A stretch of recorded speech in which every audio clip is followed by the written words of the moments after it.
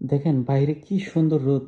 ভাবছিলাম হয়তো আজকের ওয়েদারটা খুব বেশি গরম হবে, মানে হচ্ছে ঠান্ডাটা কম লাগবে।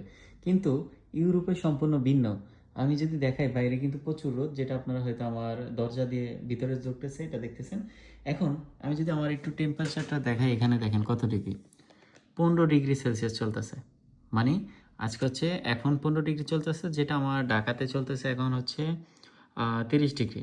তো মোটামুটি হাফ ডাউন, মানে অর্ধেকের নিচে নেমে গেছে। কিন্তু বিষয় তো সেটা না, সেটা হচ্ছে ইউরোপে সম্পূর্ণ উল্টা।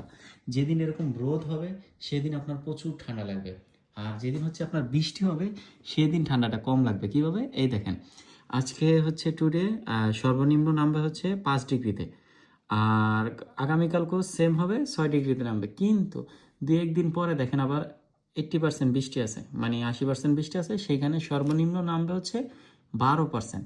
মানে হচ্ছে আপনার 12 ডিগ্রি সেলসিয়াসে আপনার হচ্ছে তাপমাত্রা থাকবে, যেটা এর নিচে যাবে না। মানে মোটামুটি বলা যায় যে একটা উষ্ণ ভাব থাকবে, মানে গরম গরম। কিন্তু যেদিন বৃষ্টি নেই দেখেন রোদ, প্রচুর রোদ, ভাবছি হয়তো অনেক ডিগ্রি সেলসিয়াস বাড়বে, অনেক গরম থাকবে, কিন্তু সেদিন একদম মানে 5 ডিগ্রি সেলসিয়াসে চলে যাচ্ছে। তার মানে কি, অনেক বেশি ঠান্ডা। সো এই হচ্ছে অবস্থা ইউরোপের বিশেষ করে ইটালির।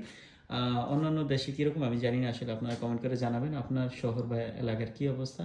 কিন্তু আমার এই সাইটের এই অবস্থা, বৃষ্টি হলে ঠান্ডা কমবে, আর বৃষ্টি না হলে রোদ হলে ঠান্ডা বাড়বে। সো এটাই বিপরীত সাইন্স।